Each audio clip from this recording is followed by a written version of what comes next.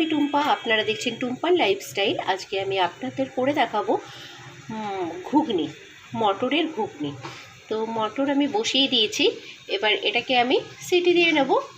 কালকে রাত্রে আমি এটাকে ভিজিয়ে রেখে দিয়েছিলাম, তো আজকে যেন অনেকটাই ফুলে গেছে মটরগুলো। এবার আমি 3টে সিটি দিয়ে নামিয়ে দেব। তো দেখতে থাকুন, এটাকে সিটি দিয়ে নিচ্ছি আমি। তো 3টে সিটি দিয়ে আগে নামিয়ে নিচ্ছি মটরটাকে।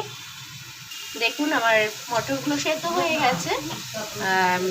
খুব বেশি সেদ্ধ হলে ভালো লাগবে না, একটু আস্তে আস্তে থাকলেই ভালো লাগে। তো এটা আমার সেদ্ধ হয়ে গেছে, এবার এটাকে আমি নামিয়ে নিচ্ছি। এবার আমি আবার প্রেশার কুকার বসিয়ে দিয়েছি। তো এই প্রেশার কুকারে একটু সামান্য জল দিয়ে দিয়েছি। এবার এর মধ্যে আমি দিয়ে দিচ্ছি মাটনের কিমা। 2টো সিটি দিয়ে একটু সেদ্ধ করে নেব সবার আগে মাটনের কিমাটাকে। এবার এর মধ্যে আমি দিয়ে নেব একটুখানি সামান্য লবণ, সামান্য পরিমাণে লবণ আমি এর মধ্যে দিয়ে নিচ্ছি। এবার এটাকে আমি আটকে দিচ্ছি। 2টো সিটি হয়ে যাওয়ার পরে এটাকে আমি নামিয়ে দেবো।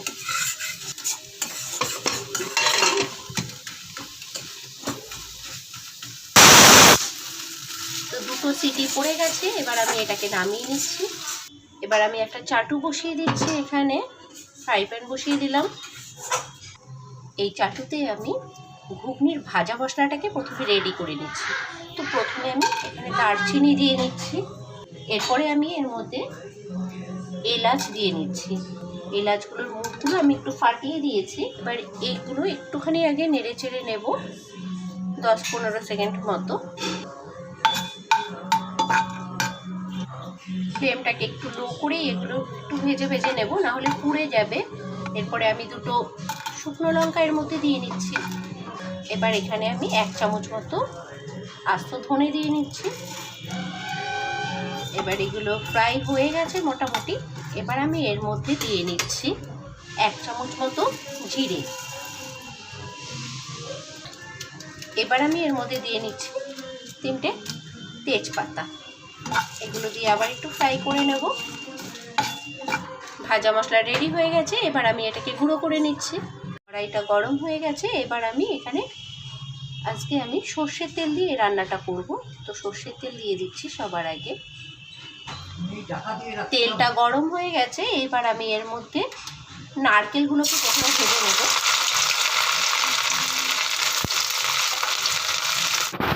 ব্রাউন হওয়া পর্যন্ত নারকেলগুলোকে এবার আমি একটু ভেজে নিচ্ছি।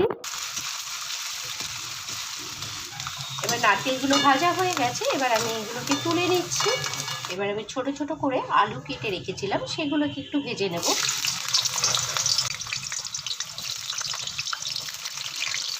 তো খুব ব্রাউন করে ভেজে নিচ্ছি।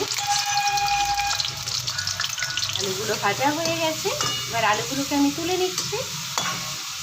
এবার আমি এতে কোনো কিছু ফোড়ন দেব না, আমি ডাইরেক্ট এর মধ্যে পেঁয়াজ দিয়ে দিচ্ছি। প্রথমে কুচিয়ে রেখেছিলাম 2টো পেঁয়াজ, কুচিয়ে রেখেছিলাম 2টো পেঁয়াজ দিয়ে দিয়েছি।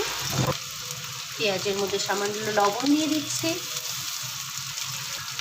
এবার পেঁয়াজটা আমি ভেজে নেব যতক্ষণ না পর্যন্ত এটা ব্রাউন কালার আসছে। খুব ভালো করে ভেজে নেব পেঁয়াজটাকে। পেঁয়াজটা ব্রাউন কালারের হয়ে গেছে, এবার এর মধ্যে আমি মিক্সিতে যে মশলাটা রেডি করে রেখেছিলাম সেটা দিয়ে দিচ্ছি।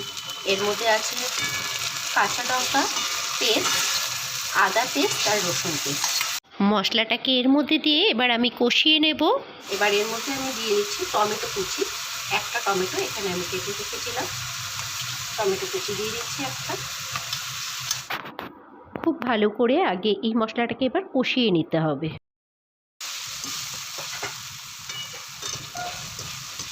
এবার আমি এর মধ্যে দিয়ে নিচ্ছি পরিমাণ মতন লবণ, পরিমাণ মতন হলুদ আমি এর মধ্যে দিয়ে নিচ্ছি। আর এর মধ্যে দিয়ে নিচ্ছি একটুখানি মিষ্টি। এর মধ্যে দিয়ে নিচ্ছি আমি একটু জিরের গুঁড়ো। এবার এগুলো দিয়ে ভালো করে কষিয়ে নিচ্ছি। আমি একটু জল ইউজ করছি, এটা মটরের যে জলটা ছিল ওই জলটাই আমি ইউজ করলাম এর মধ্যে। এবার আমি ঢেকে দেবো 10 মিনিটের জন্য এই মশলা। 10 মিনিট পর আবার ফিরে আসছি। 10 মিনিট পর আমি ঢাকনাটা খুলে নিচ্ছি। এবার আমি যে মাটন কিমাটাকে সিটি দিয়ে রেখেছিলাম সেটা এবার এর মধ্যে আমি দিয়ে দিচ্ছি। মশলাটার সাথে সাথে কিমাটা যেন ভালো করে কষে যায়। কিমাটাকে এবার আমি দিয়ে নিলাম। এবার যে মাটনের স্টকটা রয়েছে সেটাই কিন্তু আমি এই মশলার মধ্যে ইউজ করব, তাহলে ঘুগনিটায় খুব টেস্ট আসবে। এবার আর 5 মিনিট আমি এই কিমাটাকে কষিয়ে নেব মশলার সাথে। হয়ে এসছে আমার ঘুগনির মশলাটা কষানো হয়ে গেছে প্রায়। কাঁচা মশলার গন্ধটা একদমই চলে গেছে। এবার আমি এর মধ্যে দিয়ে দিচ্ছি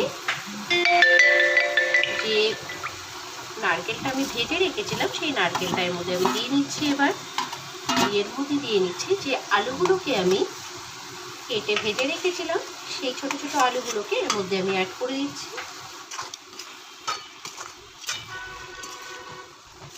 এরপরে আমি এর মধ্যে ভাজা যে গুঁড়োটা করে রেখেছিলাম কিছুটা এর মধ্যে অ্যাড করে দেবো, কিছুটা পরে অ্যাড করবো। তাহলে আমি কিছুটা তেঁতুলের কাই করে রেখেছিলাম, তেঁতুলটা জলে গুলিয়ে রেখেছিলাম, পাকা তেঁতুল, সেটা সামান্য এর মধ্যে এখন দেবো আর পরে কিছুটা দেবো। আমার সাথে সাথেই একটা ঘুগনির সুন্দর স্মেল চলে এসছে। এবার আমি এর মধ্যে দিয়ে দেবো সেদ্ধ করা মটরগুলো।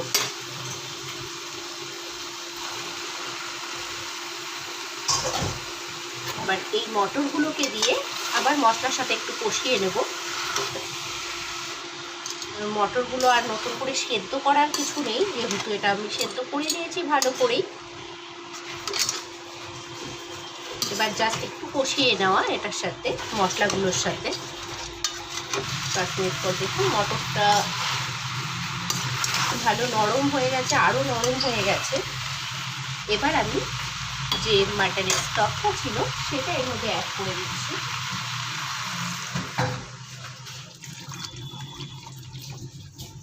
পুরো ফুটিয়ে নেব। এবার লবণ ঝাল ঠিক আছে কিনা সেটাও একটু দেখে নিচ্ছি। এবার হাই ফ্লেমে দিয়ে এটা আমি ফুটিয়ে নেব, নাহলে বেশি গলে যাবে মটর। একটু লেবুর রস অ্যাড করে দিচ্ছি। ঘুগনিটা একটু টক টক করেই ভালো লাগে, ঝাল মিষ্টি। ফুটে গেছে ঘুগনিটা। এবার বাকি যে তেঁতুলের কাইটা ছিল সেটা এর মধ্যে আমি অ্যাড করে দিলাম। যে ভাজা মশলাটা আমি করে রেখেছিলাম সেটাও আমি এটার মধ্যে এবার অ্যাড করে দিলাম পুরোটাই। তো দেখুন কমপ্লিট হয়ে গেছে আমার ঘুগনি। খুব সুন্দর একটা ঘুগনি স্মেল বেরিয়ে গেছে। তো কেমন লাগলো অবশ্যই জানাবেন। যদি ভালো লেগে থাকে চ্যানেলটাকে সাবস্ক্রাইব করে দেবেন, লাইক করে দেবেন, শেয়ার করে দেবেন। আর আমার ইনস্টাগ্রামে একটা চ্যানেল আছে, সেটাকে অবশ্যই আপনারা ফলো করবেন। ঘুগনি আমার রেডি হয়ে গেছে, এখন আমি এটাকে নামিয়ে নিচ্ছি। জাস্ট আমি যেরকমভাবে রান্না করি সেরকমভাবে আপনাদের শেয়ার করলাম। আপনারা অবশ্যই করে দেখবেন, এটা কেমন লাগে আপনাদের জানাবেন। তো আজকের মতন আমি এখানেই রাখছি। আবার ফিরে আসবো অন্য কোনো দিন অন্য কোনো রেসিপি নিয়ে। টাটা।